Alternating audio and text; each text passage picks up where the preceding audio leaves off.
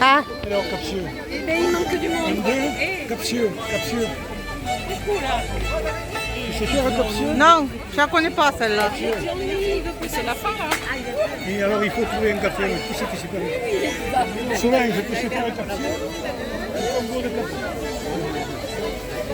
C'est joli, c'est pour ça.